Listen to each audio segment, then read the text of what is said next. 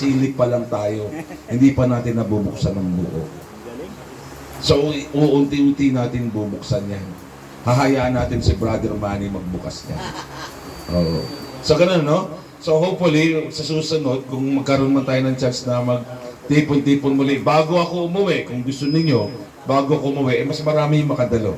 Mas marami yung dumating para mas maraming matuto. Yun yung sinabi ng tatama. Okay, Brother Tony, ready ka na? Apo, apo. Sige po. Kasi parang nawala yung mga nandito. Okay, yung po kasing tatlong ano dito, senior na, yung over senior na. Nagdasal lang po sa pa 9 days. Babalik po maya yan. So ngayon po, bibigay po natin ngayon. Nasa lecture number 5 na po tayo. Ang title po ay ang Sacrament of the Holy Eucharist. At ito po ay bibigay sa atin ng ating kapatid na si Brother Tony Salas. Kumain ba kayo ng pansit? Parang wala man lang magandang panakpa.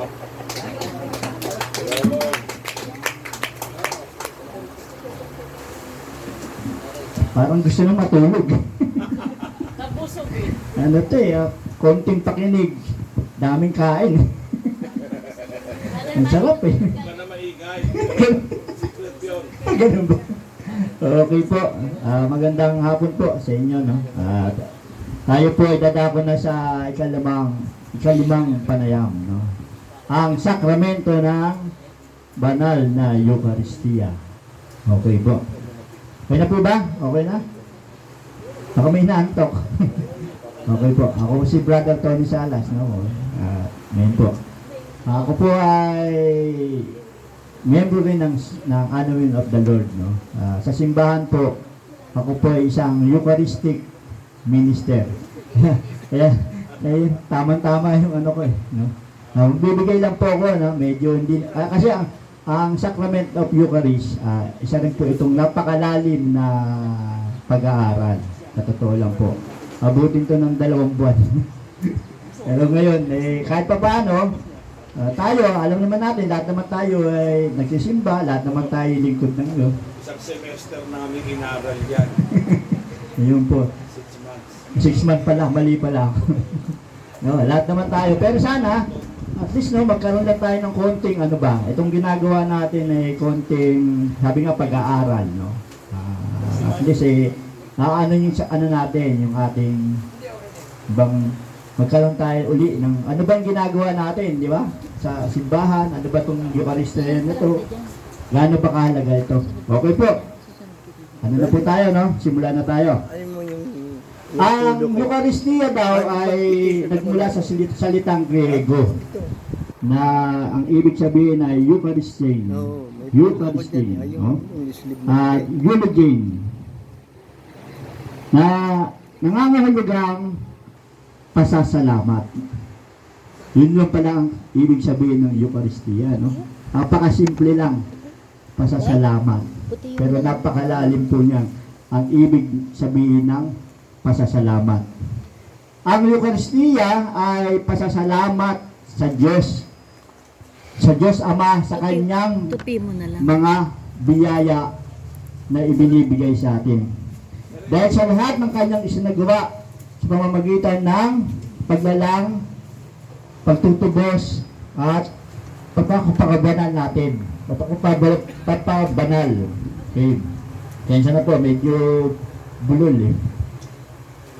Kailan ba itinatag ang sakramento ng banal na Eucharistia?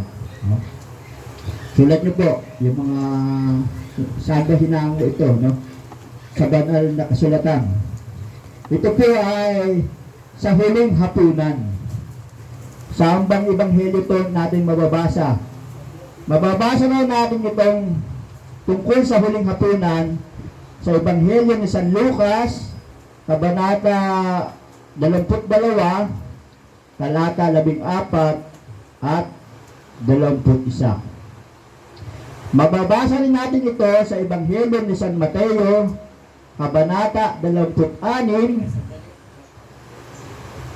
talata 26 hanggang 30. At sa ebanghelyo ni San Marcos, kabanata 14, talata 22 at 26. Yan pong sinusulat ninyong mga talata na yan, no?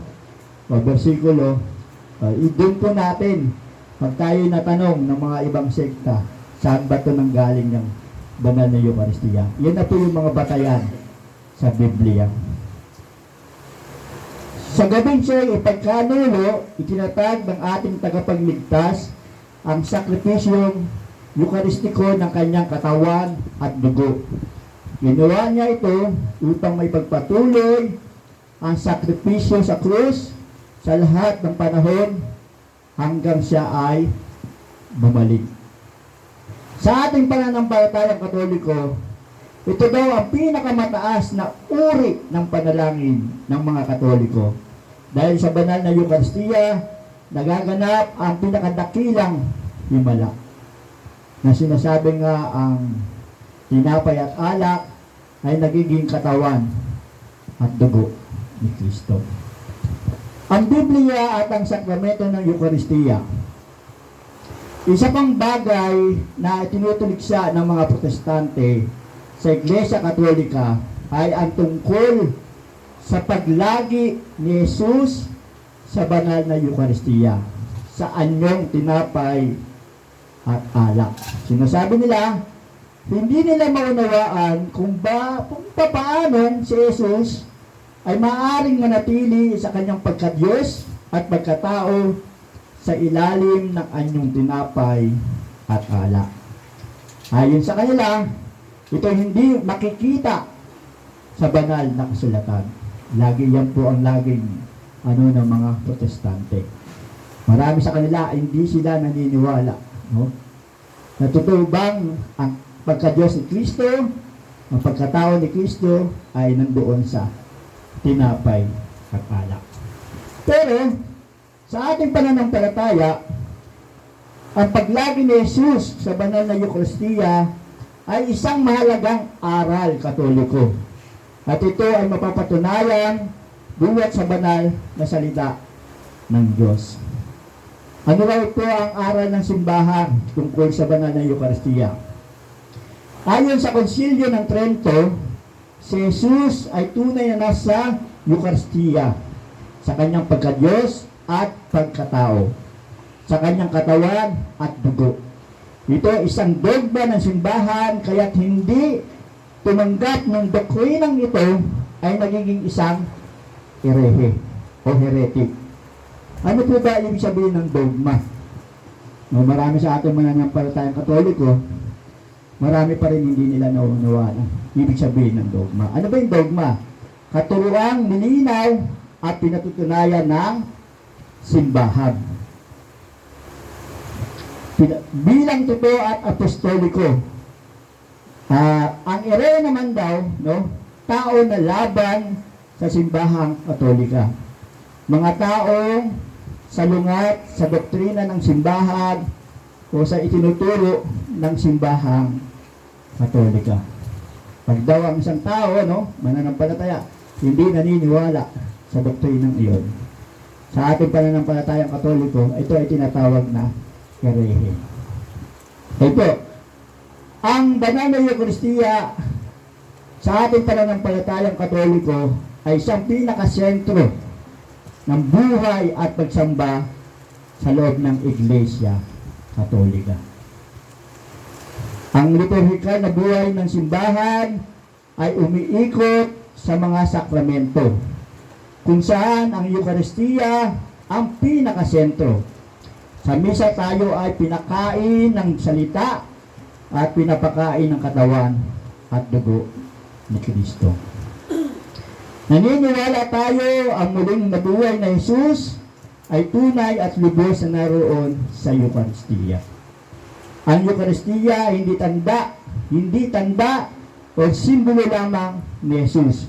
Bagkus, tinatanggap natin si Jesus mismo at sa pamamagitan ng Eucharistic species o talagang mismo yung kanyang katawan at dugo ay mismong laman niya ang tinatanggap natin sa banal na Eucharistia.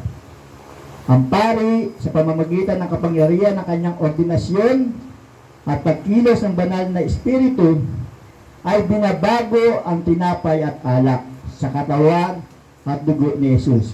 Ito ay tinatawag na transubstantiation. Tama po ba yung pronunciation ko? Pasensya na po. Napakaano itong transubstantiation, no?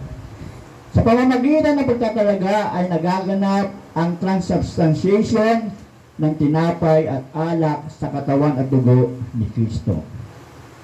Sa ilalim ng itinalagang uri ng tinapay at alak, si Kristo mismo na buhay at maluwalhati ay naroon sa totoo at makabuluhang paraan. Ang kanyang katawan, ang kanyang dugo, kasama ang kanyang kaluluwa at pagka-Diyos. Ang sabi ng bagong tipan, ako ang tinapay na buhay na bumaba mula sa langit. Sino mang kumakain ng tinapay na ito ay mabubuhay magpakailanman. Sino mang kumakain ng aking laman at umiinom ng aking dugo ay may buhay na walang hanggan at nananatili sa akin at ako sa kanya. Sa ang ebanghelyo natin ito matatagpuan, sa ebanghelyo ni San Juan, kabanata 6, talata 51, 54 at 56. Sa mga ebanghelyong mababasa natin na ang Eucharistia ay tinatag sa huling hapunan. Ito ang katuparan ng mga tipan sa Hebreyong kasulatan. Sa mga salaysay ng huling hapunan, si Jesus ay kumuha, nagpira-piraso at nagbigay ng tinapay at alak sa kanyang mga disipulo. Sa pagpapara ng kopa ng alak, tinawag ito ni Jesus na dugo at tipan. Ito ay mababasa natin sa Ebanghelyo ni San Mateo at San Marcos. At ang bagong tipan sa aking dugo, ito naman ay sa Ebanghelyo ni San Lucas. Ito ang nagpapaalala sa atin ng ritual ng dugo kung saan ang tipan ay pinagtitibay sa Sinai. Ito po yun sa lumang tipan sa Exodo 24. Ang pagwiwisik ng dugo ng mga inahin na hayop ay nagbuklod sa Diyos at Israel sa isang relasyon. Kaya ngayon, ang itinigis na dugo ni Jesus sa krus ay ang buklod na pagkakaisa sa pagitan ng mga bagong tipan na kasosyo ang Diyos Ama, si Jesus at ang simbahang Kristiyano. Sa pamamagitan ng sakripisyo ni Jesus, ang lahat ng nabautismuhan ay may kaugnayan sa Diyos. Itinuturo ng katekismo na ang lahat ng mga Katoliko na nakatanggap ng kanilang unang banal na komunyon ay malugod na tinatanggap na tumanggap ng Eucharistia sa misa maliban, tandaan niyo po, maliban kung nagkakasala ng isang estado ng mortal na kasalanan. Ang sabi ng katekismo, ang sino bang nagnanais na tumanggap kay Kristo sa Eucharistikong komunyon ay dapat nasa kalagayan ng biyaya. Dapat daw po tayo ay nasa estado ng biyaya. Ang sino man nakababatid na ang kasalanang mortal ay hindi dapat ang sino man nakababatid na nagkasala ng mortal ay hindi dapat tumanggap ng komunyon nang hindi nakatanggap ng kapatawaran sa sakramento ng penitensya o ng sakramento ng kumpisal. Ang simbahan ay mainit na nire-rekomenda na ang mga mananampalataya ay tumatanggap ng banal na komunyon kapag sila ay nakikibahagi sa pagdiriwang ng Eucharistia. Hinoobligan niya silang gawin ito kahit isang beses sa taon na dapat tayo ay mangumpisal. Ang simbahan, sinasabi sa atin, bago natin tanggapin ang banal na komunyon sa Eucharistia, ay sana tayo ay mangumpisal. Alam niyo, sa simbahan, no, sa ating mga parokya, pag panahon ng mahal na araw, no, may tinatawag na kumpisalang bayan. Ang bawat bikarya ng parokya, ang mga pari doon, no, may schedule sila doon. No, pupuntahan nila ang isang parokya, sama-sama sila para magkaroon ng kumpisalang bayan. Ang tanong, Doon lang ba tayo dapat mangumpisal? Ha? Kailan po ba dapat tayo mangumpisal? Lalo na kung tayo ay nasa estado ng mortal na kasalanan. Kahit hindi mortal. Okay po. Ang pagtanggap sa Eucharistia ay nagbabago sa atin. Ito ay nagpapahiwatig at nagdudulot ng pagkakaisa ng komunidad at nagsisilbing palakasin ang katawan ni Kristo. Sa katunayan, kapag binabanggit ang Eucharistia, dalawang bagay ang ating tinutukoy. Muna, ang Eucharistia bilang sakripisyo, yung tinatawag na misa. No? Pangalawa, Eucharistia bilang sakramento, yung pagtanggap natin ng komunyon. Bilang sakripisyo, dito ay sinasariwa ng pari ang sakripisyo ng krus. Si Kristo din ang inaalay at si Kristo rin ang nag-aalay. Sa katauhan ng pari, at sabi nga, gawin ninyo ito bilang pag-aalala sa akin. At bilang sakramento, inahandog ni Kristo ang kanyang sarili bilang pagkain ng ating kaluluwa. Tanggapin ninyo ito at kanin, ito ang aking katawan. Sabi ng ganon. Ano ang batayan sa banal na kasulatan? Masasabi natin na talaga namang walang aral na mas maliwanag sa banal na kasulatan higit sa aral tungkol sa Eucharistia. Sabi daw, ang marunong bumasa at umunawa sa salita sa Diyos ay hindi mag-aalinlangan tungkol sa mahalagang doktrinang ito na iniwan sa atin ni Jesus. Ang aral ni Jesus tungkol sa Eucharistia ay nahango natin sa Ebanghelyo ayon kay San Juan, Kapitulo 6. Mayroon din makikita kay San Mateo, Kapitulo 26, at sa unang sulat ni San Pablo, nalilista niyo po ba? Isusulat niyo. Sa mga taga-Korinto, Kapitulo 11. Okay. Ang aral ni Jesus tungkol sa Eucharistia ay nahango natin sa Ebanghelyo ayon kay San Juan, Kapitulo 6. Mayroon din makikita kay San Mateo, Kapitulo 26. At sa unang sulat ni San Pablo sa mga taga-Korinto, Kapitulo 11. Sa Ebanghelyo ayon kay San Juan, makakakita tayo ng tatlong antas tungkol sa Eucharistia. Ano yung tatlong antas na yon? Antas ng paghahanda o stage of preparation. Pangalawa, antas ng pangako o stage of promise. Pangatlo, antas ng katuparan o stage of fulfillment. Nakasabay po ba kayo? Nasusulat niyo po. Okay. Ano sabi? Antas ng paghahanda. Bakit antas ng paghahanda? Ano yan? Of preparation. Yeah. Mamaya may exam tayo. Exam tayo. Stage of fulfillment. Stage of katuparan. Okay. Okay na po? Okay. Ano ang paliwanag sa antas ng paghahanda? Ang sabi dito,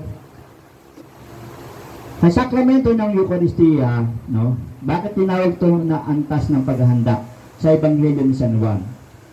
Sabi dito, inahanda ni Kristo ang kaisipan ng mga tao upang unti-unti nilang matanggap ang aral na ibibigay niya sa kanila tungkol sa Eucharistia.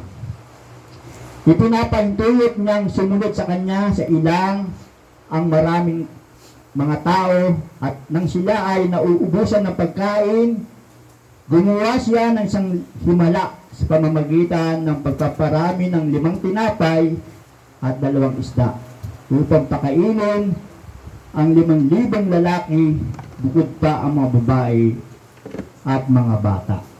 Ito po ay matatagpuan natin sa Ebanghelyo ni San Juan, Kabanata 6, talata 1 hanggang 13. Ito yung, ano ba mga ito? Pagpapakain ng 5,000 katao sa ilang. Ang himalang nito ay nakatawag ng malaking pansin sa panig ng mga tao. Ito ay nagpadakila kay Jesus sa harap ng mga tao. Ngunit hindi ito ang intensyon ni Jesus sa paggawa ng himala, kundi upang matanggap ng mga tao na siya'y may kapangyarihang makadiyos. Sa gayoy, mauunawaan nila ang aral ng Eucharistia na kanyang ituturo sa kanila. Antas ng pangako. Ang layunin ni Jesus ay maisilid niya sa kaisipan ng mga Hudyo ang kahalagahan ng pananalig sa Kanya. Kanyang sinabi, "Ako ang pagkain nagbibigay buhay. Kumain ng mana ang inyong mga ninuno nang sila'y nasa ilang, gayon may namatay sila. Ngunit sino mang kumain ng pagkain bumaba sa langit ay hindi mamamatay. Ako ang pagkain nagbibigay buhay na bumaba buwat sa langit." Sa Ebanghelyo ni San Juan natin matatagpuan ito. Sa Ebanghelyo ni San Juan, Kabanata 6, talata 48 hanggang 52. 52, tama po. Nagkaroon daw ng 4 na reaksyon sa mga salita ni Kristo doon sa Ebanghelyo ni San Juan. Ang karamihan o tinatawag na crowd, para sa kanila, walang halaga ang aral ni Kristo tungkol sa Eucharistia. Kasi ang hinahanap lang nila ay pagkaing material at iyon lamang. Yun ang mga reaksyon ng mga karamihan. Pangalawa, ang mga Hudyo. Hindi nila matanggap na si Jesus ang tanda na galing sa langit. Ang tanong nila, paano niya maibibigay ang kanyang laman upang ating kainin? Hindi ba siya ang anak ni Jose? At diba, kilala natin ang kanyang ama't ina. Sa Ebanghelyo yan, sa Ebanghelyo ni San Juan, Kabanata 6, talata 36 hanggang 42. Pangatlo, reaksyon ang mga disipulo. Hindi matanggap ng ibang mga disipulo ang mga salita ni Jesus. Ang sabi nila, mabigat na pananalita ito. Sino makakatanggap nito? At marami sa kanila ang tumalikod at hindi na sumama sa kanya. Ito ay sa Ebanghelyo ni San Juan, Kabanata 6, talata 60 hanggang 66. At yung panghuli, ang mga apostol. Ang mga apostol, nadinig nila ang aral ni Kristo. Bagamat hindi nila lubusang nauunawaan, hindi nila nauunawaan ito, ngunit may pananalig sila sa Panginoon. Kaya nang sila itanungin ni Jesus kung aalis din sila, sumagot si Pedro sa ngalan ng iba, "Panginoon, kanino pa kami pupunta? Nasa inyo ang mga salitang nagbibigay buhay na walang hanggan." Matatagpuan natin sa Ebanghelyo ni San Juan, Kabanata 6, talata 67 hanggang 69. Ang antas ng katuparan. Ito ay naganap sa huling hapunan nang sila'y kumakain. Dumampot ng tinapay si Jesus, binindisyonan ito at ginawang kanyang katawan. At pagkatapos ay kumuha ng kalis ng alak, binindisyonan din ito at ginawang kanyang dugo. Ito ay matatagpuan natin sa Ebanghelyo ng San Mateo, Kabanata 26, talata 26 hanggang 29. Paano naunawaan ng mga apostol ang mga salita ni Jesus? Sabi dito, sa isang paraang literal at hindi metaphorical lamang. Ano po ba ibig sabihin ng metaphorical?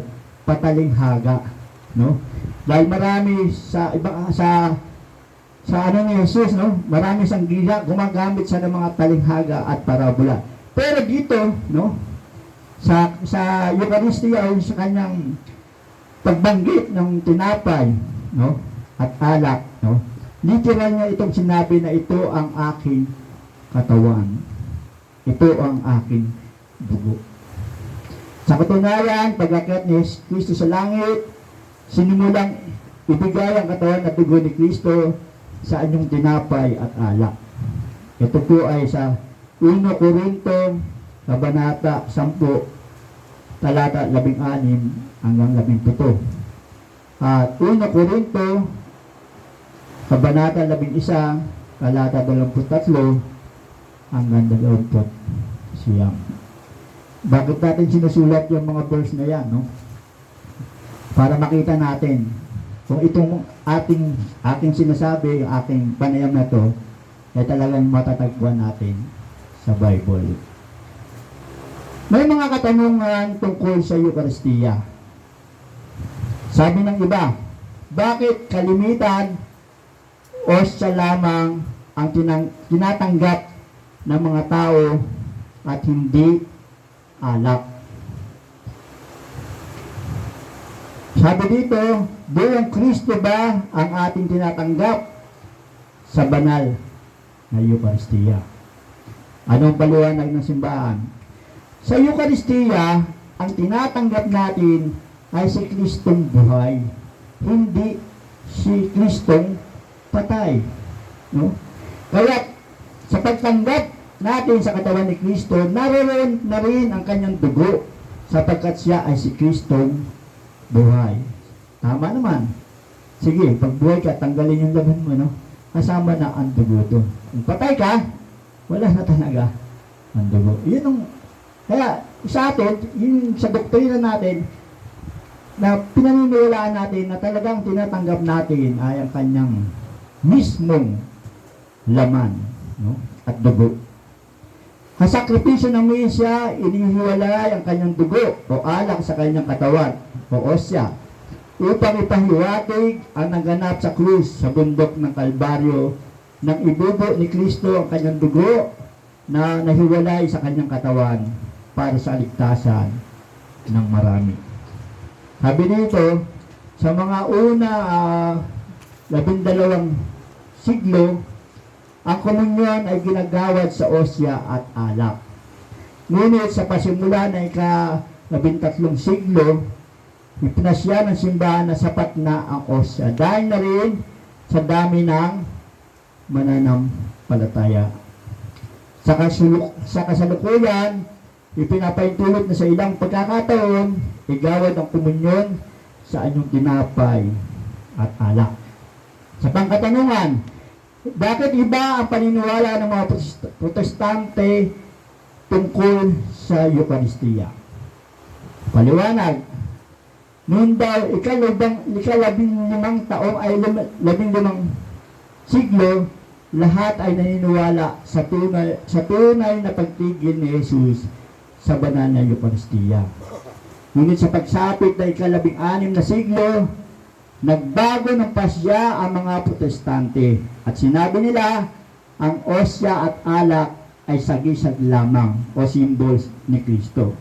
Ngunit si Kristo ay hindi tunay na naroon sa tinapay at alak sa kanyang kaluluwa at katawan. Ngunit si Martin Luther sa kanyang sarili ay hindi niya may tatanggi ang paglagi ni Jesus sa Eucharistia. Ang sabi niya, hindi ako makakaligtas sa katotohanan ito.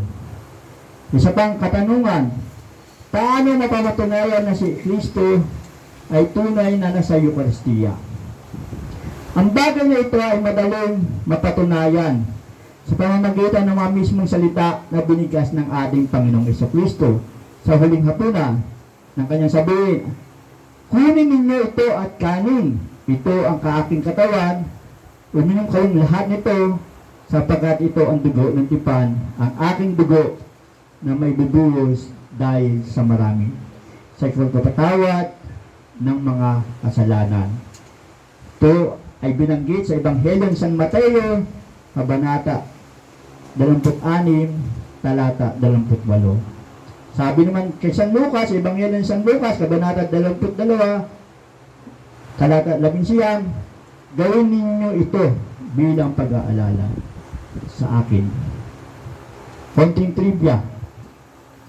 Ang pagpapak ng osya at mompo na dapat ay gagamitin para sa banal na misa ay isang kasalanan. Dahil ito ay nahanda upang maging katawan at dugo ng ating Panginoon Jesucristo para sa kanyang sambayanan. Sa misteryo ng Santo Rosario, saan natin makikita ito? Itong Eucharistia.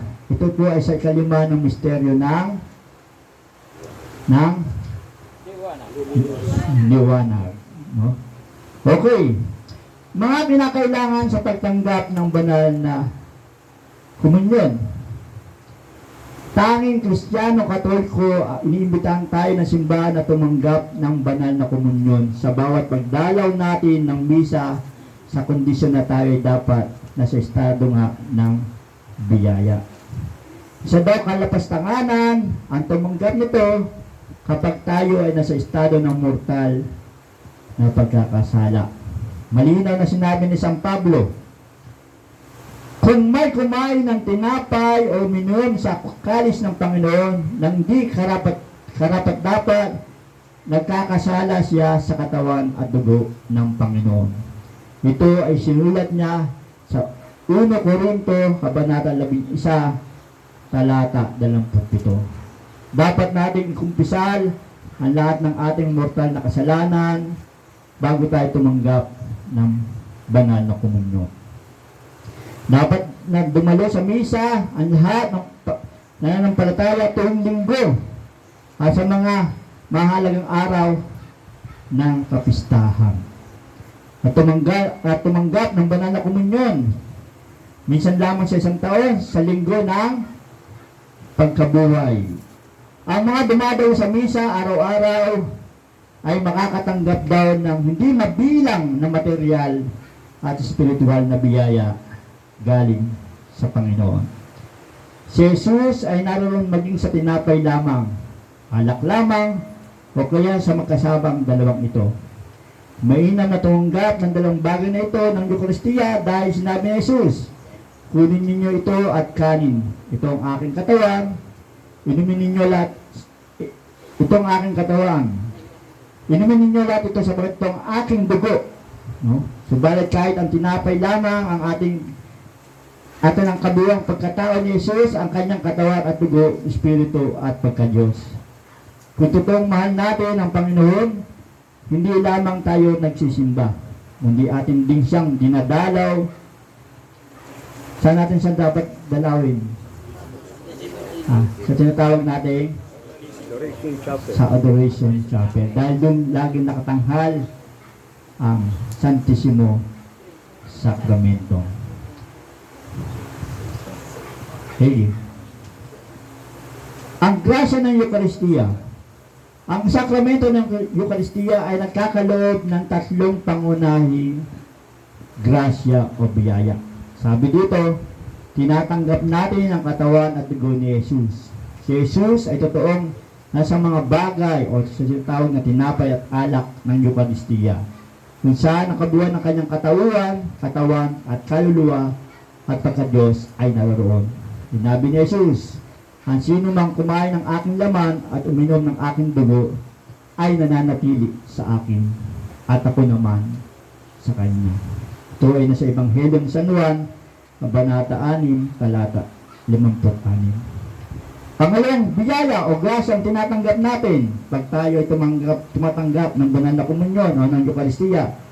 Pinapatawad ang mga kasalanan na nangabuhay at nangamatay na tao. Ang Eucharistia ay may kapangyarihang magpatawad ng mga kasalanang binyal. Inaalay din natin ang Eucharistia para sa kapatawaran ng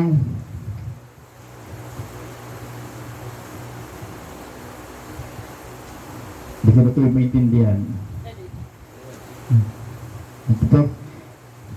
Para sa kapatawaran ng mga kaparisan ng mga kaluluwa sa purgatorio. Tayo po ba, pag nagsisimba ba tayo, sapat na lang po ba tayo ay nagsisimba? Paano po yung mga kaluluwang kamag-anak natin yumao? No? Kaya nga, yun daw pong pag tayo ay nagsisimba at nagpapamisa sa ano, no? Kasi doon sa misa nga, ito yung sama-samang panalangin. Kaya nakakatulong din tayo sa mga kaluluwa na ating mga mahal sa buhay. Alam niyo po ako bilang Eucharistic Minister, minsan pag wala ang pare, no, kami tinatawag para magbasbas ng patay. Babasbas kami ng patay sa bahay, no? Sa akin po kasi, ang binibigyan ko ng diin doon, pag ako nagbibigay ng sharing, sa bandang huli, ang lagi ko lang po sinasabi sa kanila, ano ba ang malaking maitutulong natin sa mga kamag-anak natin na mayapak? No? Yung magpamisa tayo sa araw ng kung tayo ay nagsisimba. Kasi nga, yun yung sabi, diba? Ang misa ay isang uri ng panalangin, no? Pinakamataas na antas ng panalangin dahil sama-samang tayong nanalangin. Pangatlo, ang pagtanggap ng buhay, ito ay yung pinakamahalaga na tinatanggap natin pag tayo umaatin ng banal na Eucharistia. Ang pagtanggap ng buhay na walang hanggan. Ang Eucharistia ay isang pangako ng buhay na walang hanggan. Ito ay sinabi ni Jesus, ako ang tinapay ng buhay na pumunahod. Ako ang tinapay na buhay na pumunahod mula sa langit. Kung may kakain ng tinapay na ito, mabubuhay siya magpakilanman. Sa Ebanghelyo ni San Juan, Kabanata 6, Talata 51 hanggat 54. Sino ba ang pwedeng maging ministro ng pagmimisa ng banal na Eucharistia? Ang mga ministro ng Eucharistia ay ang obispo at pari. Pinamumunuan nila ang pagdiriwang ng Eucharistia sa paraang in persona Christi, na ang ibig sabihin ay sa katauhan ni Kristo. Ang obispo at pari ay nagdiriwang ng misa ng walang bayad. Subalit, ang mga mananampalataya ay may katungkulang magbigay ng alay upang matugunan ng mga ministro ang kanilang pang-araw-araw na pangangailangan at pati din ng simbahan. Wala pong bayad ang mga pari pag sila po ay nagdaos ng banal na Eucharistia. Sabi nila, meron daw bayad yung mga protestante, meron daw sahod. Meron ba pa din? No? Alam niya, no? Sabi dito, in persona Christi. Saan nagaganap yung sinasabing in persona Christi? Alam nyo, ako, 3 taon ako naging presidente ng parokya ng PPC. Naging PPC ako yung mga mananampalataya, pag ang pare nagmisa matanda, nababagalan sila, no? Sila, naiinip sila. Ay ibang maninimba, ayaw, pag nakita yung pare matanda, ayaw na nilang magsimba. Iba naman, pag nakita na yung pare masungit, suplado, ayaw din. Alam nyo, ang mga pare ay pare-pareho lang din natin, katulad din natin, no? Tao rin, no? Napapagod, no?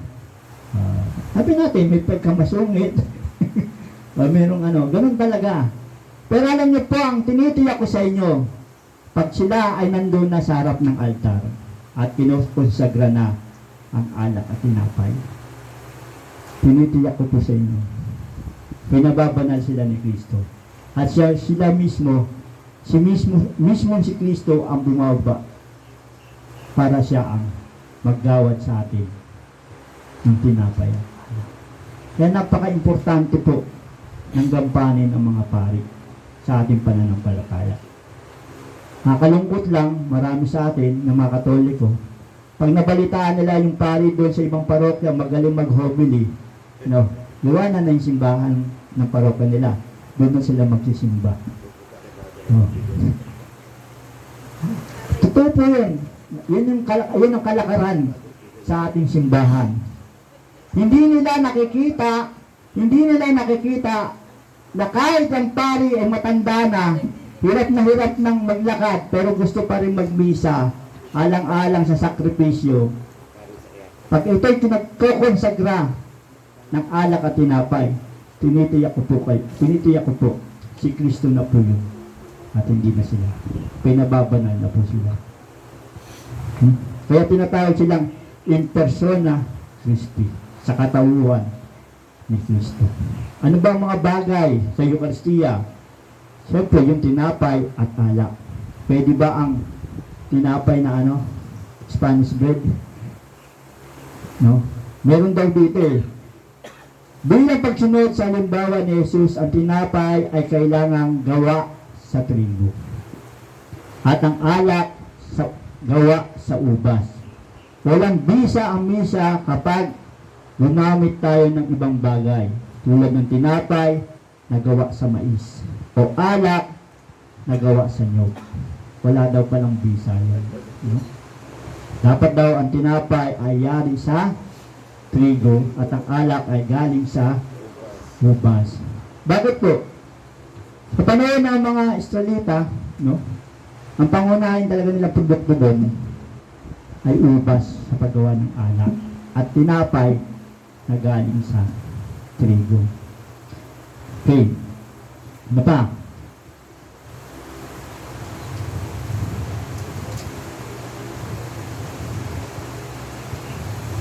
Okay na eh. Okay. Gusto niyo pa ba? Gusto niyo pa eh? Baka naantok na po kayo, no? Hindi. Okay, no?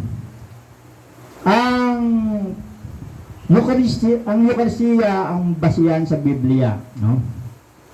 Ito ay may dalawang bahagi. Liturhiya ng salita, no? Yung pag sila ay, ang pari ay naghuhumilya. Pagkain na galing sa salita. Pangalawa, yung pagtanggap natin ng banal na komunyon. Tanong, ito bang Eucharistia ay meron na sa lumang tipan? Meron na ba kaya ito? Nangyayari na ba ito? Noong unang panahon, sa panahon ng mga sa lumang tipan, sa Exodo 1, Kabanata 24, talata 3 hanggang 8. Ganito po ang ginagawa nila, no? Nagbabasa sila, no? Lahat ng inuutos ng Yahweh, sinabi ni Moses sa mga salita. Ang mga ito naman sabay-sabay na sumagot. Lahat ng inuutos ni Yahweh ay sundin namin. Isinulat ni Moses ang lahat ng utos ni Yahweh. Kinabukasan, maagang-maaga siya ay nagtayo ng altar sa paanan ng bundok. Nagtayo rin siya ng 12 bato na kumakatawang sa 12 lipi ni Israel. Pagkatapos, inutusan niya ang ilang kabataang lalaki na magdala sa altar ng mga handog na susunugin. Sila rin ang inutusan niyang pumatay ng mga hayop na gagamitin bilang handog sa pakikipagkasundo kay Yahweh. Ang kalahati ng dugo ng pinatay na hayop ay nilagay niya sa malaking mangkok at ang kalahati ibinuhos niya sa altar. Kinuha niya ang aklat ng tipan at binasa ng malakas. Sabay-sabay namang sumagot ang mga Israelita, susundin namin ang lahat ng utos ni Yahweh. Pagkatapos, ginuha ni Moses sa mga mangkok ng dugo at binisikan ang mga tao. Sinabi niya, ang dugong ito ang siyang katibayan ng pakikipagtipang ginawa sa inyo ni Yahweh sa pagbibigay sa inyo ng kautusan ito. Sa panahon ng Exodus, panahon ni Moses, mayroon na silang ginagawa, no? Bagamat hindi pa ito masasabi na sakramento ng Eucharistia, pero meron na silang ginagawang pamamaraan. Unang-una, sila'y nag-aalay at nagbabasa ng kasulatan. Okay. Nagbabasa din ba ang mga Hudyo at mga alagad sa bagong tipan? Dito sa Ebanghelyo ni San Lucas, Kabanata 4, talata 16 at 21. Nung panahon iyon, umuwi si Jesus sa Nazareth na kanyang nilakhan. Gaya ng kanyang kinagawian, pumasok siya sa sinagoga ng araw ng pamamahinga. Tumindig siya upang bumasa at ibinigay sa kanya ang aklat ni Propeta Isaias. Binuksan niya ang aklat sa dakong kinasusulatan ng ganito: Sumasakin ang Espiritu ng Panginoon sapagkat hinirang niya ako upang ipangaral sa mga dukha ang mabuting balita. Sinugo niya ako upang ipahayag sa mga biyag na sila'y lalaya at sa mga bulag na sila'y makakakita, upang bigyang kaliwagan ang mga sinisingil at ipahayag ang pagliligtas na gagawin ng Panginoon. Nilulun niya ang kasulatan at matapos isauli siya sa tagapaglingkod, siya'y naupo, nakatitig sa kanyang lahat sa sinagoga at sinabi niya sa kanila, natupad ngayon ang baging ito ng kasulatan samantalang nakikinig kayo. Okay na. Wait. Pa. Sa matandang tupano, sa Exodo 1, Kabanata 12, talata 1 hanggang 20, no? Bakit nagkaroon ng tinatawag na huling hapunan? Ito yung batayan, ang pista ng Paskwa. Sinabi ni Yahweh kina Moises at Aaron sa Ehipto, mula ngayon ang buwang ito ang siyang magiging unang buwan ng taon para sa inyo. At sabihin ninyo sa buong sambayanan ng Israel, nasa ika-10 araw ng buwang ito, bawat pamilya ay pipili ng isang tupa o batang kambing para sa kanila. Kung maliit ang pamilya, hindi makakaubos ng isang buong tupa. Magsasalo sila ng malapit na kapitbahay na hindi rin makakaubos ng isang buo. Ang dami ng magsasalo-salo sa isang tupa ay ibabatay sa dami ng makakain ng bawat isa. Kailangang lalaki ang tupa o ang kambing. 1 taong gulang, walang kapintasan, aalagaan ito hanggang sa 14 ng buwan at sa kinagabihan, sabay-sabay napapatayin ng buong bayan ang kanilang inalagaang hayop. Kukuha sila ng dugo nito at ipapahid sa magkabilang poste at itaas ng pintuan ng bahay na kakainan ng tinatay na hayop. Sa gabing din iyon, nilitunin ito at kakainin kasama ng tinapay na walang pampaalsa at ng mapapait na gulay. Huwag ninyong kakainin ng hilaw o nilagang hayop, kundi lilitunin ninyo ito ng buo kasama ang ulo. Ang mga paa at ang lamang loob, huwag kayo magtitira para sa kinabukasan. Kung may matira, kailangan sunugin kinaumagahan. Kapag kakainin na ninyo ito, dapat nakabihis na kayo, nakasandalyas, at may hawak na tungkod. Magmamadali kayo sa pagkain nito. Ito ang Paskwa ni Yahweh. Sa gabing iyon, lilibutin ko ang buong Ehipto at papatayin ang lahat ng panganay na lalaki, maging tao man o hayop, at paparusahan ko ang lahat ng Diyos-Diyosan sa Ehipto. Ako si Yahweh. Dugo ang magsisilbing palatandaan ng mga bahay na inyong tinitirhan. Lahat ng bahay na makita kong may pahid ng dugo ay lalampasan ko, at walang pinsalang mangyayari sa inyo habang pinaparusahan ko ang buong Ehipto. Ang araw na ito ay pinaglilingkod ninyo sa lahat ng inyong salinday bilang pista ni Yahweh. Sa pamamagitan nito ay maalala ninyo ang aking ginawa. Ang pista ng tinapay na walang pampaalsa. 7 araw kayong kakain ng tinapay na walang pampaalsa. Sa unang araw pa lamang, aalisin ninyo sa inyong tahanan ang lahat ng pampaalsa, sapagkat ititiwalag ang sino mang kumain ng tinapay na may pampalsa sa loob ng 7 araw na iyon. Sa una at ika-7 araw ay magtitibon-tibon kayong upang sumamba. Sa loob ng 2 araw na ito ay walang gagawa ng anuman liban sa paghahanda ng pagkain. Ang pagdiriwang ng pista ng tinapay na walang pampalsa ay gaganapin ninyo taon-taon, sapagkat sa araw na ito inilabas ko sa Ehipto ang inyong mga lipi. Ito'y gagawin ninyo sa habang panahon ng inyong mga salinlain. Tinapay na walang pampalsa ang inyong kakainin simula sa gabi na ika-14 na araw hanggang sa gabi na ika-21 ng unang buwan ng taon. Sa loob ng 7 araw, hindi dapat magkaroon ng pampalsa sa inyong mga bahay. Titiwalag sa sambayanan ng Israel ang sino ang kumain ng tinapay na may pampalsa, maging sa'y dayuhan o purong Israelita. Saan man kayo naroon, huwag kayong kakain ng tinapay na may pampalsa. Tuwing ganitong panahon, ang kakainin nyo'y tinapay na walang pampaalsa. Magandang hapon po, Brother Tony Sarah.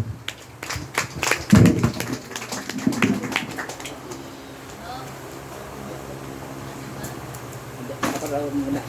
Nagpaalam mo kay Father. Okay po. Malinaw naman yun.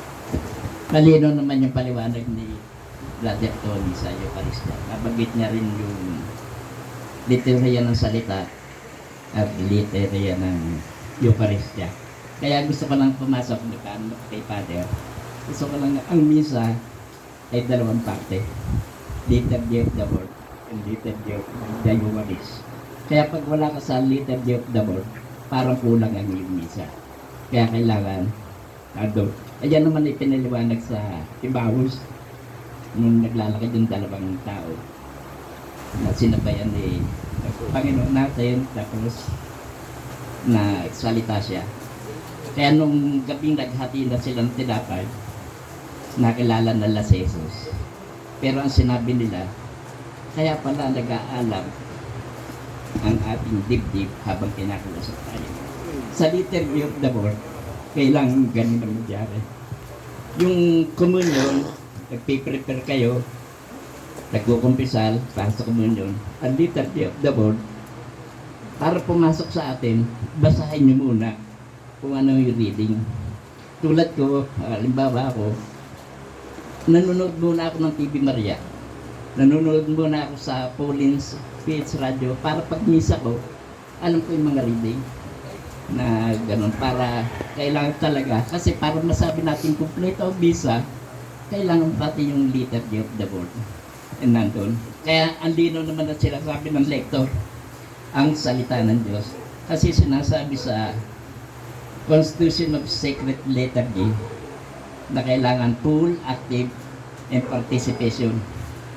Yun ang sinasabi. Kaya umpisa pa lang ng misa, liturgy, hanggang sa matapos, talagang nandun tayo. Full and active, conscious participation. At sinasabi rin doon na pag nagsasalita ang lektor, Diyos ang nagsasalita. Kaya dapat pinapakinggan natin. Tapos pagka binabasa ng pare, ang Ebanghelyo, si Kristo ang nagsasalita. Kaya nangyayari kasi kung minsan, napapansin ko, hindi ko yan parang bang baliwala. Itanong mo pagkamisa, ano binasa ng lektor, hindi alam. Kaya kayo may kopya noon para i-refer nyo. Kasi 1970 pag ginawa yung diksyonaryo, dapat alam nyo na yung binabasa. Kabisan nyo na dapat yung Bible kung ano yung mga nangyayari. Yun lang po, Father.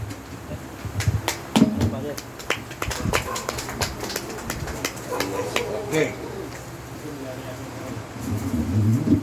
So narinig niyo po, kapag nagbabasa ang lektor, dapat ang lahat ay nakikinig. May tatanong sana ako kay Brad. Paano kung di mo naman maintindihan yung binabasa? Kaya nga preparation pa. Na merong nagbabasa na ang lahat yan ay mang inyo ayong kayanduan. Tinabi ni Jesus. Oh, paano yun? Diba? Tumain nyo ang Panginoon. Tinabi ni Jesus. Kaya mahirapan kang intindihin pagka ganun.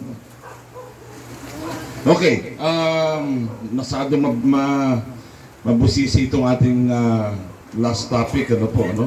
Tapos yung sinabi ni Brother Tony na ang pari ay in persona Christi o alter Christus.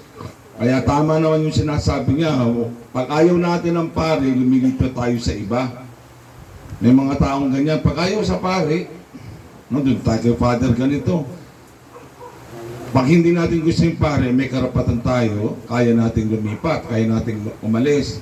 Ang masakit sa aming mga pare, pag ayaw namin yung parishioner, wala kaming choice. Hindi kami pwedeng lumipat, andun pa rin kami. Katulad nung minsan ay nagmisa dun sa Australia na po. Sa amin, pagkatapos ng misa, ang pare ay pumupunta sa likuran at binabati yung mga nagsipagmisa. Sasabihin mo, magandang umaga po sa English, sa wikang English. Good morning, have a good day, enjoy the rest of the weekend. May Pilipina ba namang lumapit sa akin? Ang dami-daming tao sa amin, Father! Talaga namang hindi ng pagkakasabi ng Father. Yes po, ako Father, laki-laki ng tiyan mo, mag-diet ka na. Sa dami ng tao, yun ang sinabi. Tinignan ko yung babae. Alam mo ate, kabahan ka pag ibang tiyan ang napalaki ko. Kasi itong tiyan kong to, kontrolado ko pa. Pag iba ang tiyan ang napalaki ko, doon kakabahan dahil hindi wala na akong magagawa doon. Eh dito mahimik, umalis na, di na bumalik ulit. Ay, intimidated ang bruha. Tiyan ng may tiyan pinakikialaman, di ba?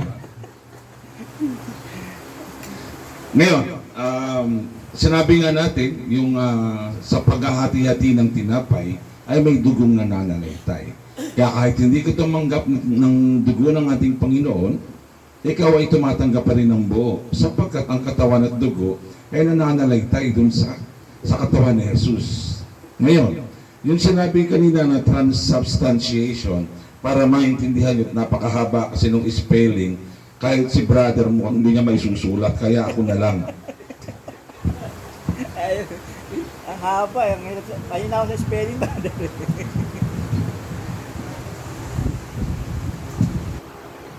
Ganito po yung Bibigay ko yung kapag pwede mong mag-request sa susunod at Emmy. Lakihan naman natin yung whiteboard. Tsaka hindi yung yumuyug-yug. Eh habang nagsusunod ako patay ko yumuyug-yug eh. Diba? Tinali mo pa yan ha? Inlagay na yan ha?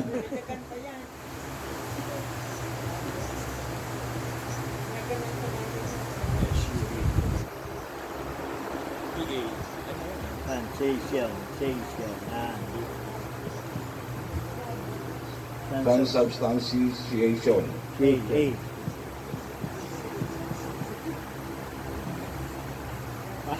Walang tina, wala nang TI. Yan na pare. Yan. Transubstantiation. Hindi na bigyan ng diin ni Brad kung kailan ito naggaganap. Father kasi may talk pa niya eh. Hindi, huwag mong pakialaman yung talk niya. Kasama sa talk mo to, umayos ka.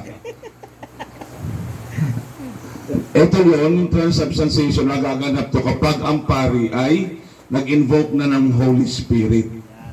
At inilalapat yung kanyang dalawang kamay dun sa alak at tinapay. The moment that the priest opened his hands and then put onto the body and blood, to the blood and to the wine and bread, while doing the prayer and the priest blessed, that's where the transubstantiation happens. Yun na yun. Pagkatapos nung blessing ng pari na yun, yun ay hindi na alak at tinapay. Yun ay dugo na at katawan ni Kristo. Kaya tama yung sinasabi kanina, pag tayo tumatanggap ng Eucharistia, hindi tayo tumatanggap ng patay na Jesus. Tumatanggap tayo ng buhay na Kristo. At sa lahat imaginein mo sa buong mundo, tuwing 8 o'clock ng umaga, sabay-sabay nagmimisa ang buong sanlibutan. Ang Diyos ay present in every celebration of the Eucharist. That's the power of God. That's the grace of God. Ngayon, sabi kanina ni Brad, yung sa pangungumpisal, kailangan mong mangumpisal bago ka magkomunyon. Kailan, magtatanong ako ngayon ulit, kailan na igagrant ng pari ang isang taong nasa mortal na kasalanan na tumanggap ng komunyon?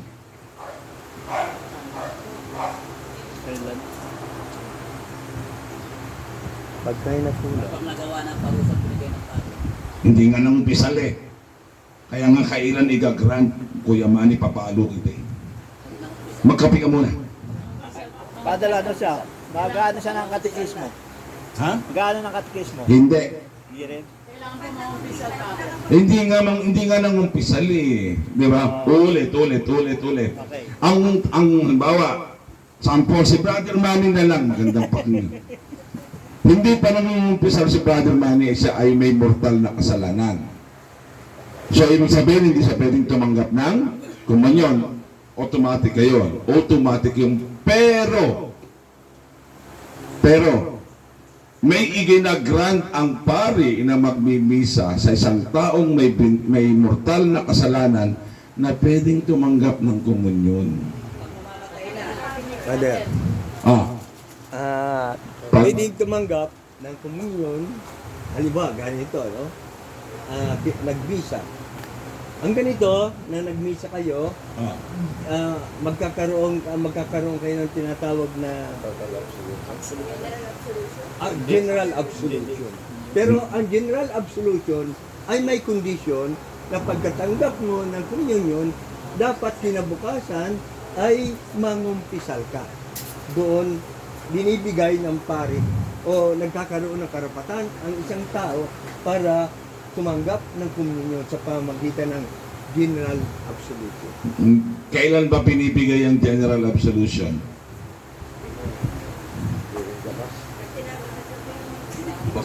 Halimbawa, ganito, Father, may misa na Kailan nagaganap ang general absolution?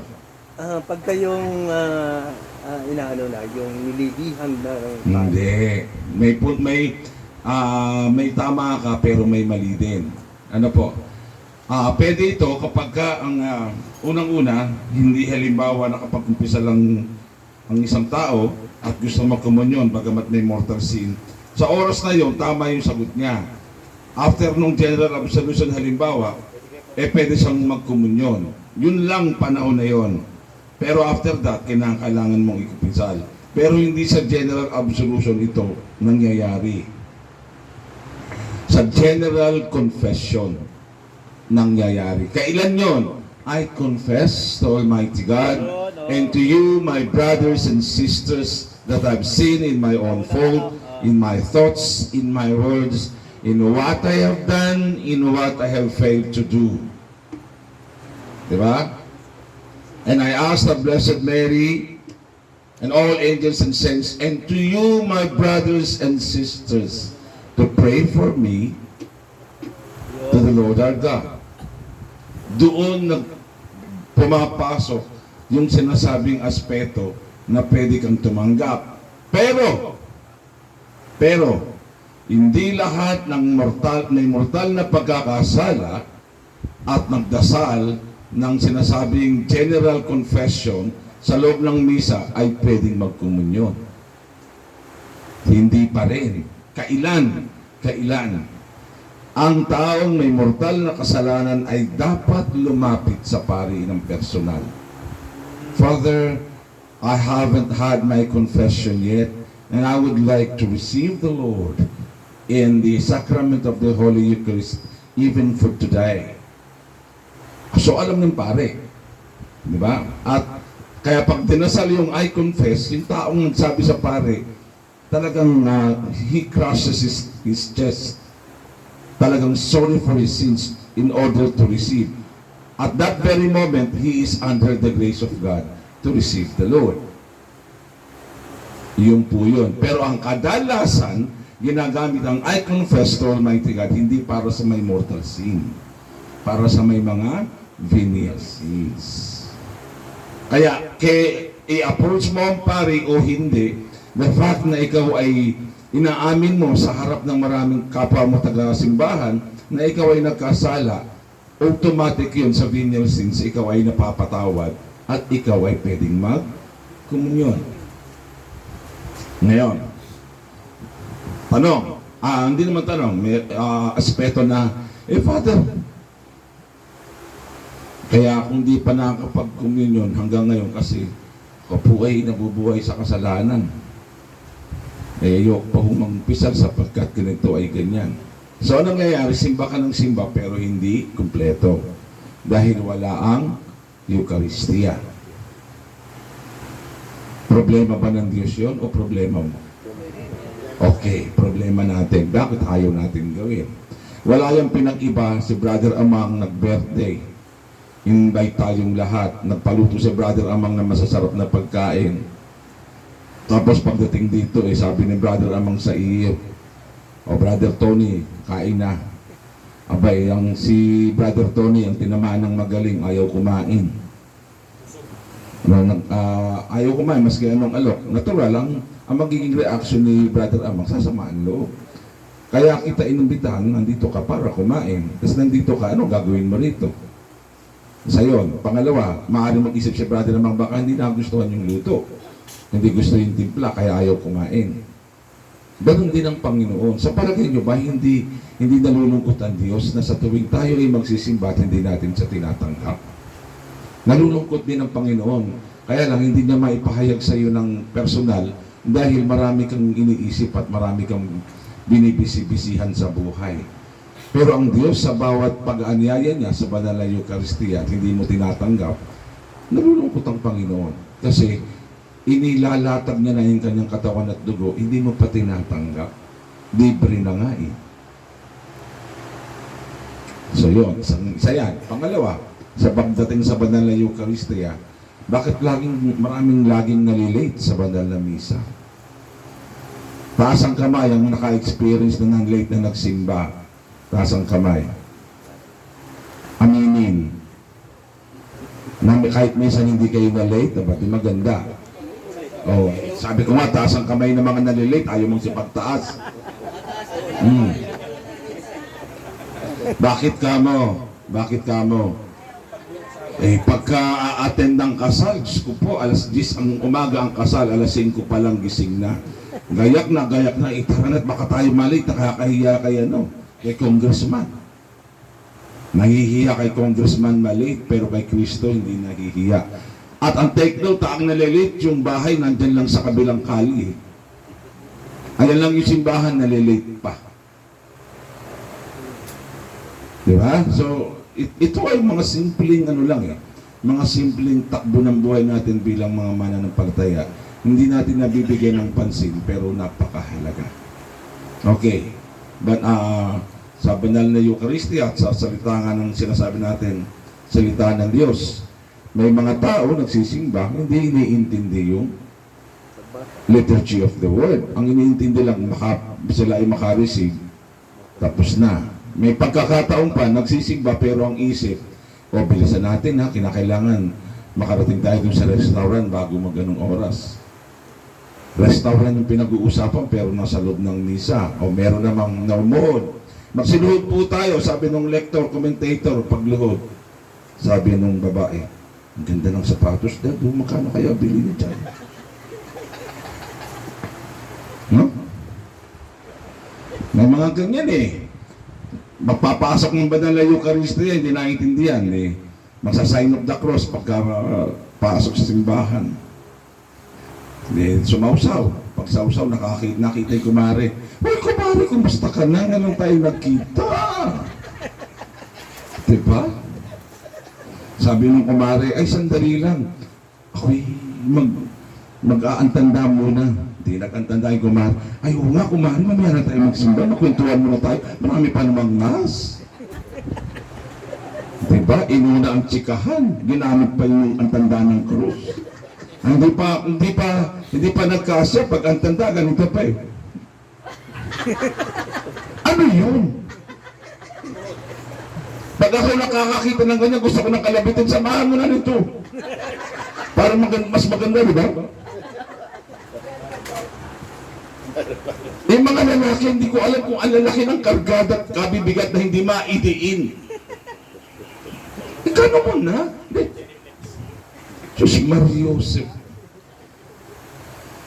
Diba, may mga magkukumunyon. Ako bilang pari, karanasan. Kukumunyon, body of Christ. Mga babae. Body of Christ. Paano mo isusubo ang Panginoon? Tinamaan naman ng tatay. Buksan mo! Body of Christ. Ano feeling mo, virgin ka pa? Tama, mali. Oh, eh, meron ng iba. Diyos ko, gaganda pa. Ang haba naman ng pila, may lay minister naman, 4, pipila sa pare. Umaalog ang hindi dapat umalog. At diba, pag subo mo ng body of Christ, nakuunang bumuka ang dibdib kaysa rin sa bibig. Naulog yun siya. Kaya tuloy minsan habang nagsusubo ko, Santa Maria, Madre de Dios. May sumagot na lay minister, patawarin mo kami. Diba? Yun nga, kailangan natin maintindihan kung ano yung ginagawa natin sa loob ng simbahan. Ang banal na Eucharistia ay isang sagradong pagdiriwang na dapat natin pinaghahandaan ng buong buo, ng mabuti. Hindi kung saan tayo mapatpat, kung anong gawin natin ay gano'n na laang. Ako inis na inis pa sa mga pasintabi sa mga kababaihan, yung mga babae nagsisimba na maghubo ka na lang kaya kasi hapit na hapit ang suot mo. Nagsisimba ka, ang lahat ng hindi dapat bumakat ay nakita na. Bumbakat niya. Di ba? Diyos ko, yung mga tinatawag nilang pek-pek shorts. Ako alam mo, tawag ko doon, hindi pek-pek shorts nun eh. Pok-pok shorts. May bansag ako ron eh. Napakarami ang maniwala ka. Ewan ko ba? Aba, meron naman doon sa misa ng piyesta ng Santo Niño doon sa parokya namin sa Australia. Diyos ko po, di siyempre, mga Pilipino, bongga. May nakita naman akong lalaki naman, Diyos Mario Joseph, may sakit na hepatitis. Kailangan talaga yon. Ang lalaki ng singsing mo, 4 din dito, at ang lalaki ng porcelas, ang laki ng kwintas, halos hindi ka nung makalakad sa laki ng pendan. Kasi piyesta ng Santo Niño, di ba? Oh. Walang masama sa gano'n, kaya lang ilugar natin sa banal na Eucharistia. Make it as simple as you could be, as prayerful as it could be. So meron kayong tanong sa lecture ni Brother Tony? Ayusin natin pag tayo nang ma-attend ng banal na misa. Ayusin natin. Mayroong nagtatanong, sabi, nagsimba ka na? Opo, Father. Kumusta? Ano yung ceremony, Father? Maganda. Ano nga eh? Maganda. Diyos ko, Panginoon ko, maawa ka. Oo. Meron namang isa.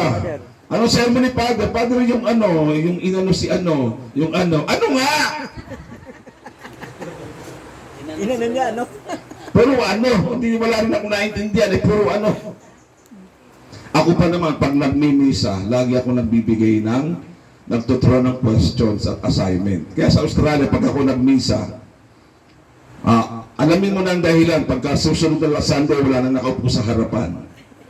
Ayaw nang matawag, kasi nabibigay ako ng assignment eh.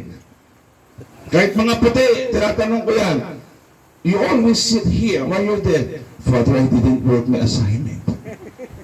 Napalakpakan ng mga tao.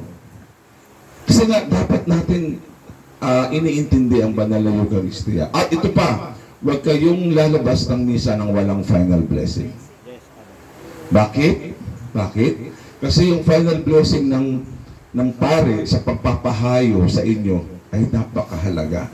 Dahil kung kayo ay hindi ng final blessing at kayo ay na-aksidente, ay hindi kayo agad mabibigyan ng judgment ng Panginoon.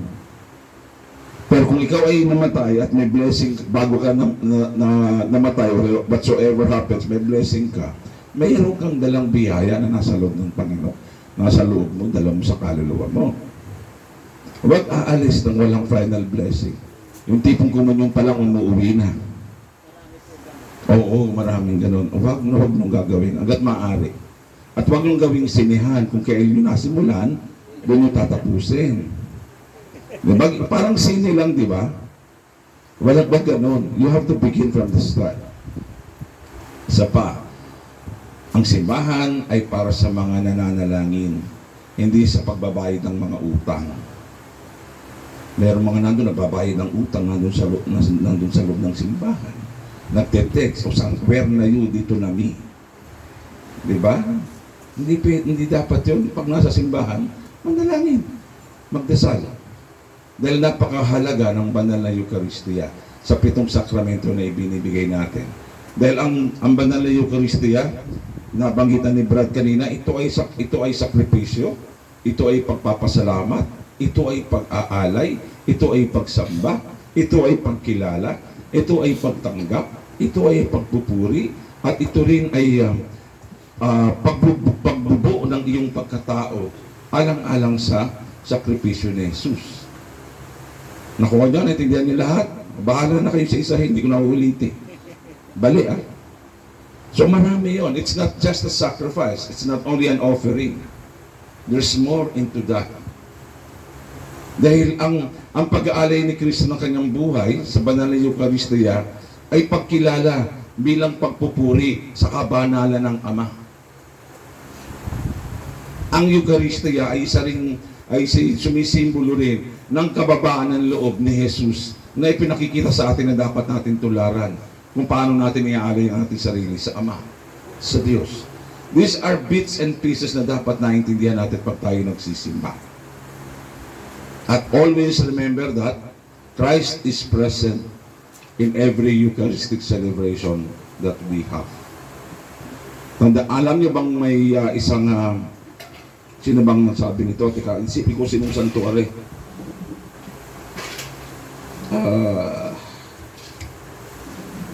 Yun, yung founder ng Blessed Sacrament. Fathers. Dio. Hindi. Blessed Sacrament Fathers. I forgot the name, ano? Basta yung father ng Blessed Sacrament Fathers. Siya ang nagsabi nito. Sa tuwing ginaganap ang banal na misa, kahit saan man sa mundo, bumubukas ang pintuan ng langit at ang mga anghel at mga banal tumutugtog ng lira at ng flauta at ng piano at ng trumpeta at lahat ay nagsisiluhod sa tuwing itinataas ng pari ang chalice at ang host to be the body and blood of Christ. Kaya sabi nitong santo na to, who am I? Sabi niya, who am I to be given the privilege to receive the Lord? Where all the angels and saints are kneeling down in adoration of the Lord. Tapos eto ako, binibigyan ng pagkakataon, hindi ko binibigyan ng pagpapahalaga.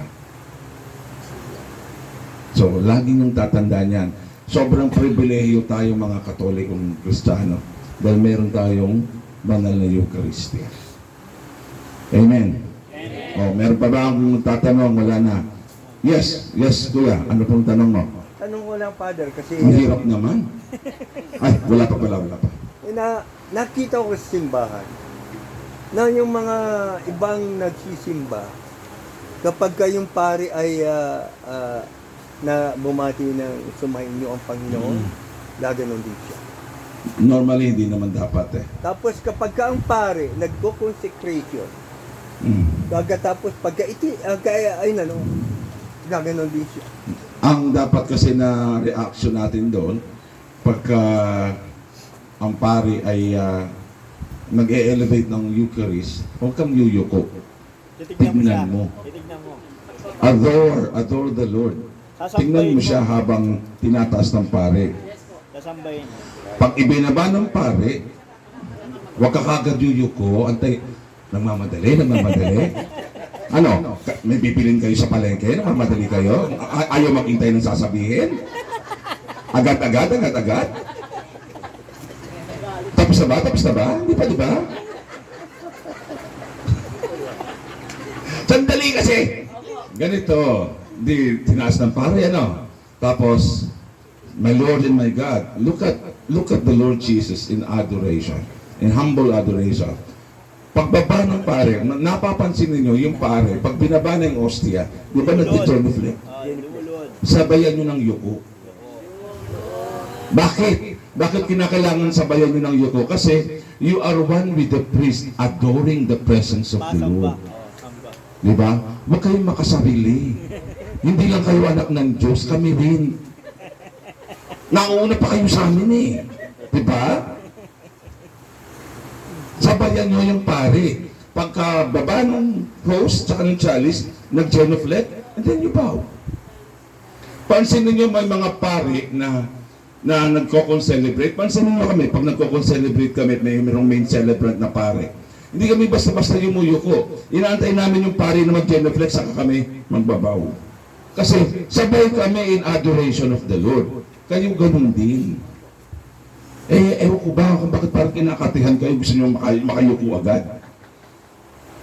Hindi ko alam kung binibilang nyo lang gano'n na gumagapang doon o ano ba.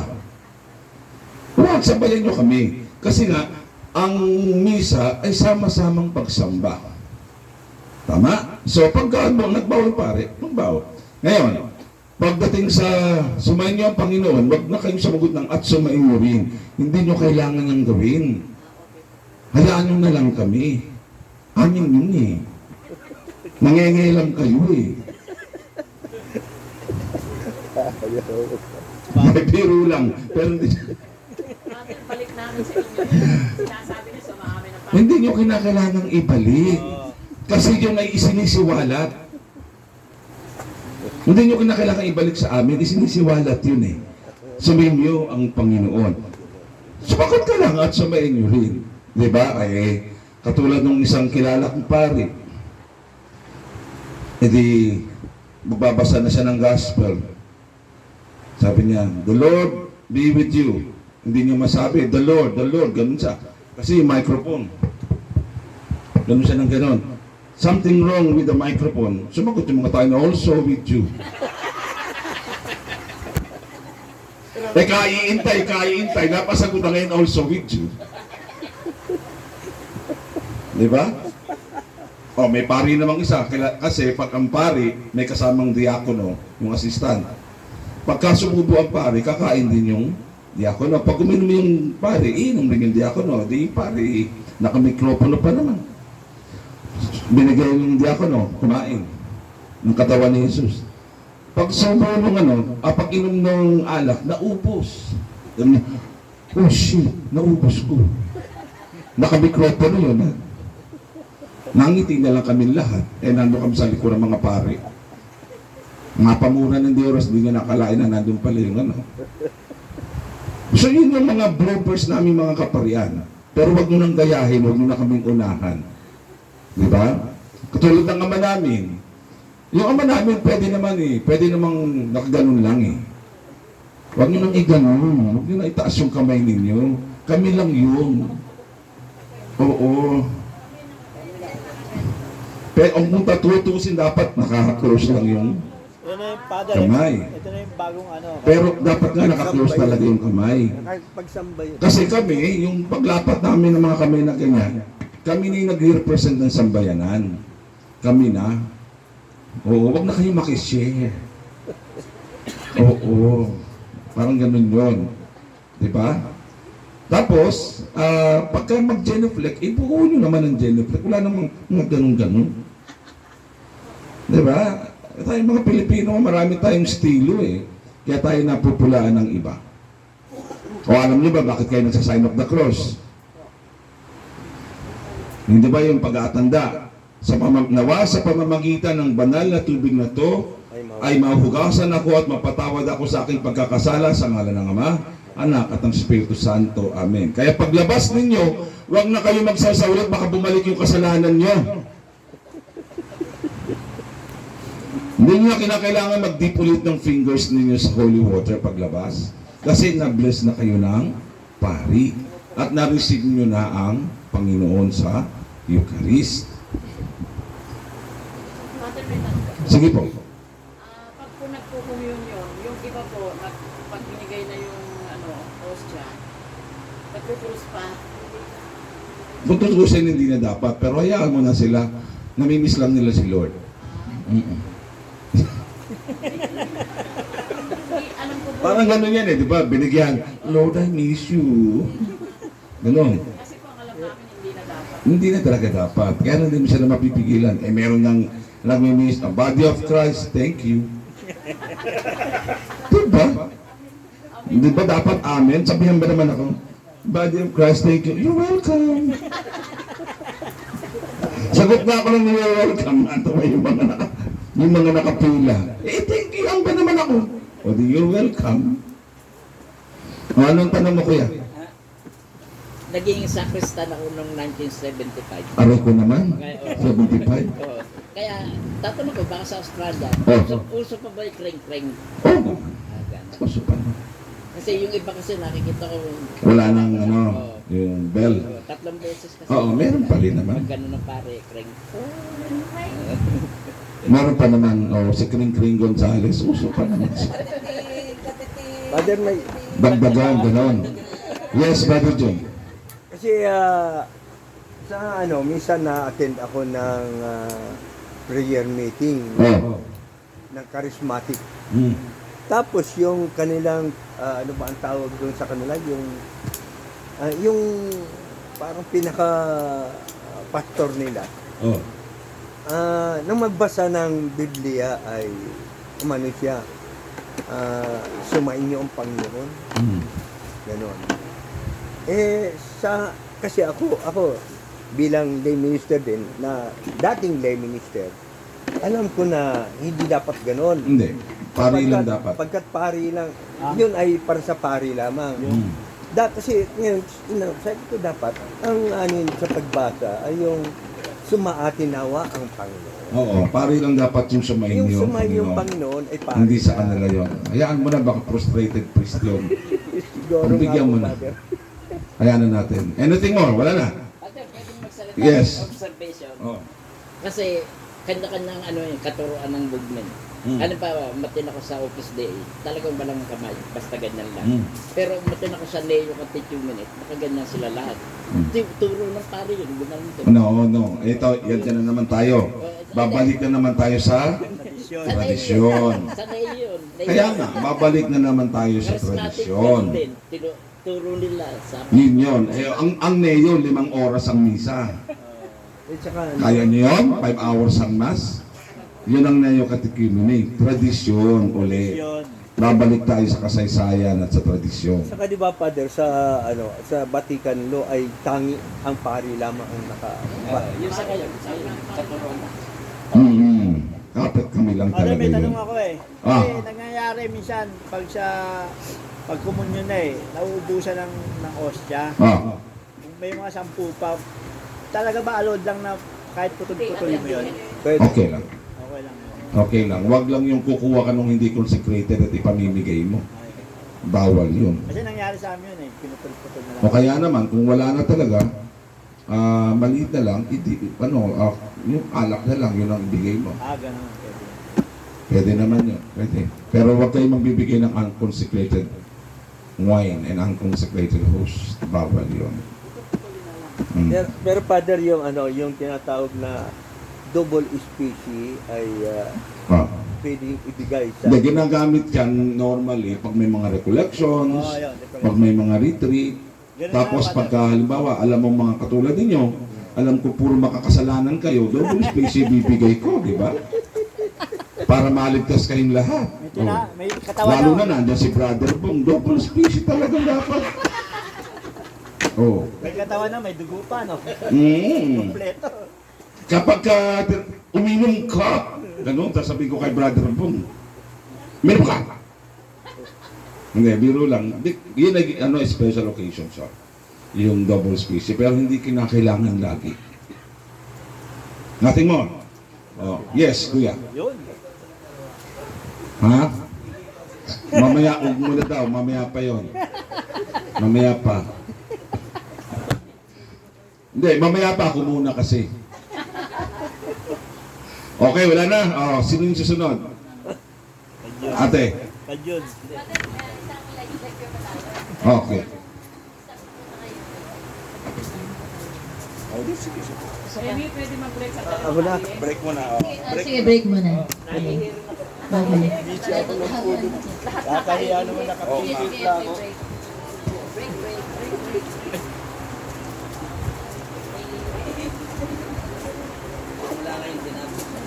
Brother Tony.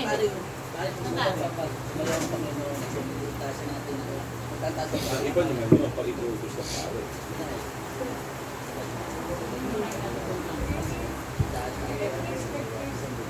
Hindi, kung walang sinasabi ang pare ng invitation sa inyo, bilang po.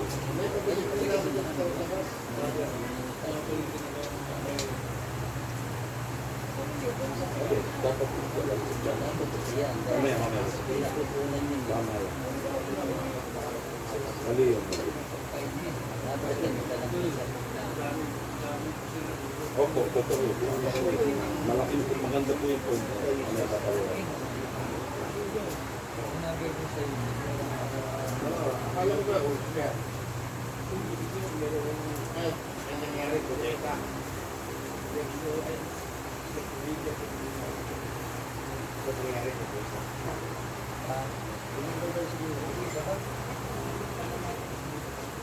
Ako yung lupin. Ito lang ako yung lupin.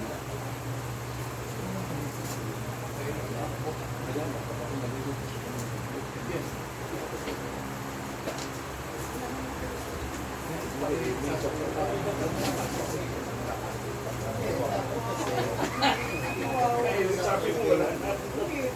Ito na lang bakit sa akin. Ano? Ako na lang mausap.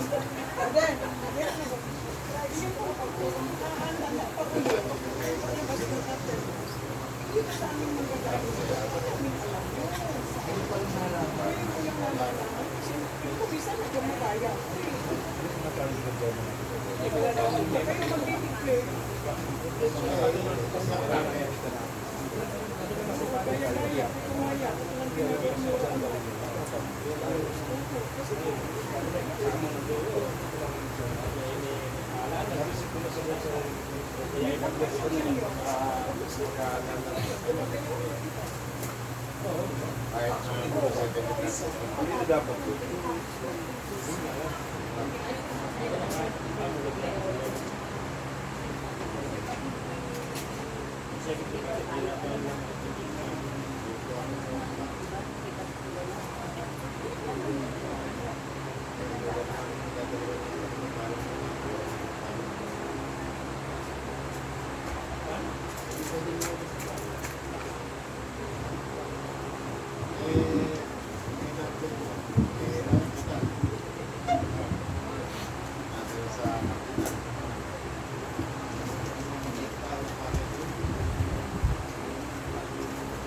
Father, ano? Creamer.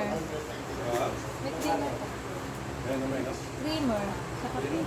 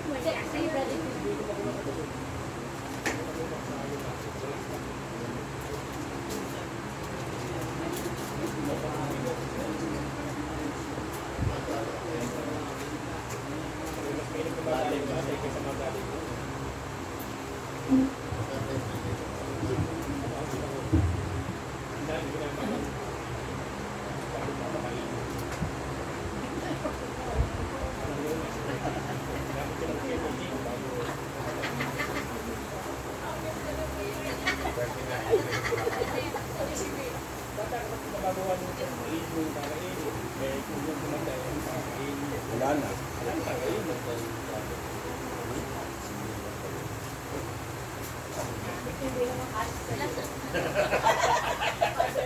Maluwag na nga rin. Hindi nga rin ang loris.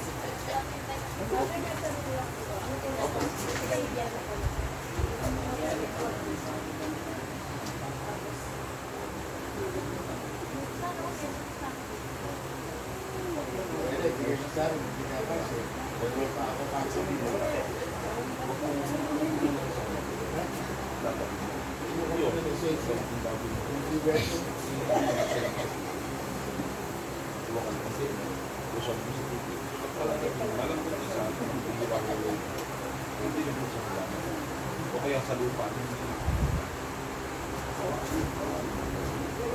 Meron bang mong isasabi ng pagkabi? Ako nga ginagawa ko at nagugulat ko naman. Hindi ko na dinibasyon yung subuko. Kasi lang, whenever I die, God will equal me because I was able. Pero pwede bago ba kung wata? Kasi secret, ano ginagawa?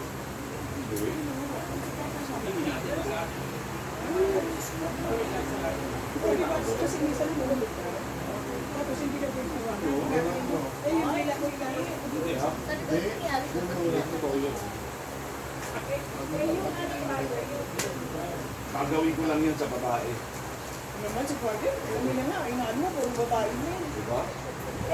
Sa babae lang yun. Hindi ko hahawakan. Pero nakuha naman ako, pandagli, may pandadati rin. Bakit? Kung naman puro babae gumagawa ng problema sa relasyon.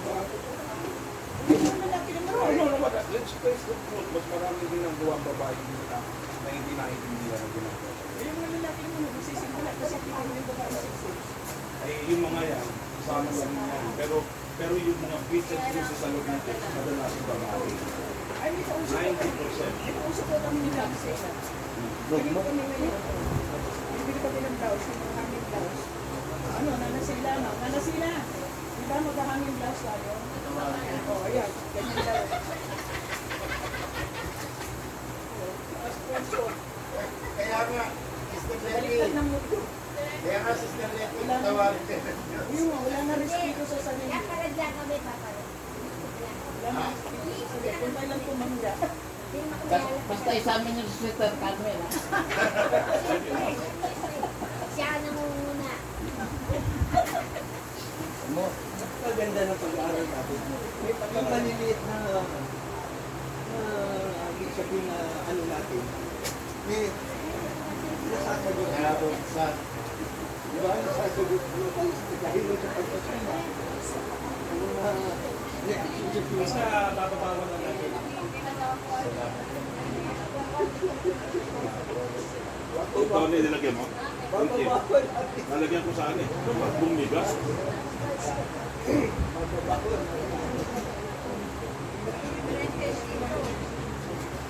Hindi, kaya ko rin naman sinasabi lahat dyan, si Ate Laura ay elected commentator. Para mas lalo maging malinaw kay Ate Laura yung mga dapat na ginagawa niya. Kasi elected commentator yan. Sabi ko kaya ako yung iniisip para mas lalo maging malinaw sa'yo.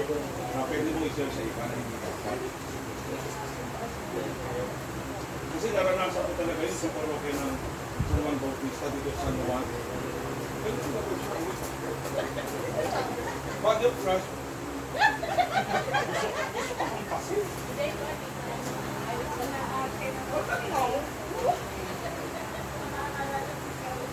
Laki-laki ng big body of trust. Diyos ko, tinimula mo paano mo ang gawin niyo assistant. Hindi naman matakot, ha?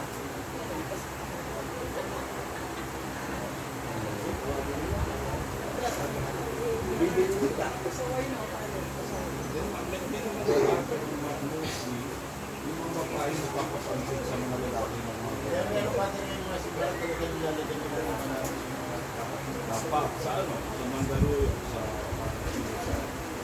pagka may sinusunod mo, may palagan.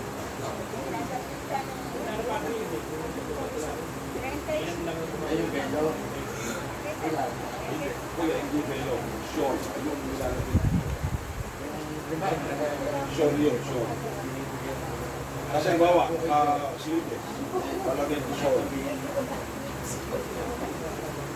Dahil sa bello, wala naman siya. Dapat bello, yung inaabot. O, inaabot. Ayun ba, hindi spaghetti. Diba tawag ko siya dito lang? Yun. Yung kasi sa lalaki, ano naman yung mga kupoto ay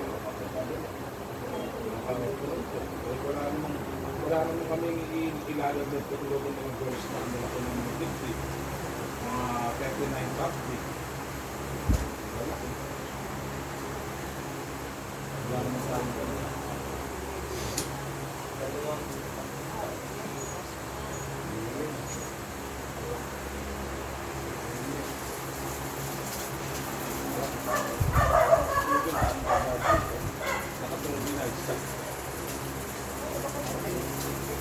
Okay,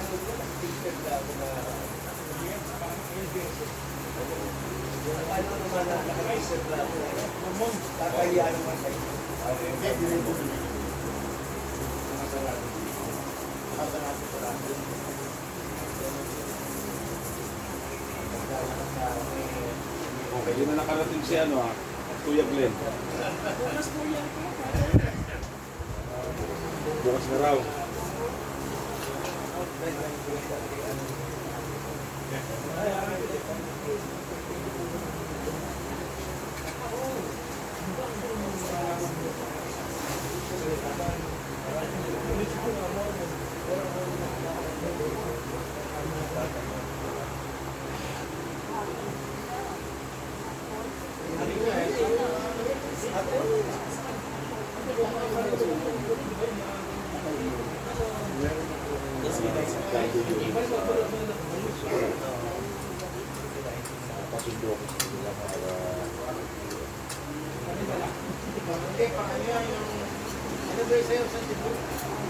Botilyon.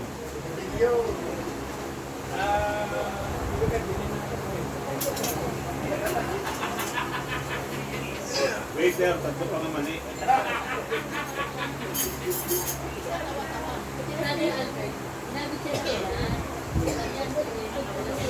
May tubig. May naman po sa pero sige na.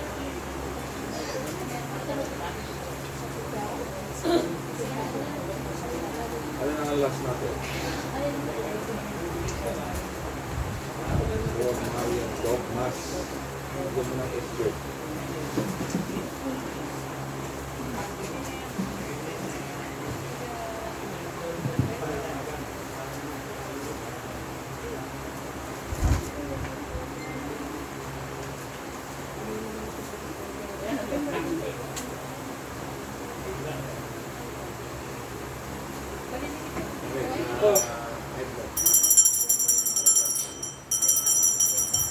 Tuloy na natin, huwag na tayo mag-girl food. Tuloy na. Opo, Kasi late na. Like 10 minutes. Provision ka ba? Si Glenn, bukas na raw. Oh, pero bukas na po siya, pero dancing din siya. Ay, Brother Jun, yung isa mo bukas na? Ha? Bukas na? Ako na magbibigay bukas si Brother Manny. Uwi na. Uwi na tayo. Madami pang i-recap si Father. Sino sunod si Brother John? Hindi na, start po tayo. Ganun ba natin matulog? Gusto niyo po ba isa? Si Hindi Kuya ka Manny. makakatulog ano eh. Gusto mo? Brother Manny,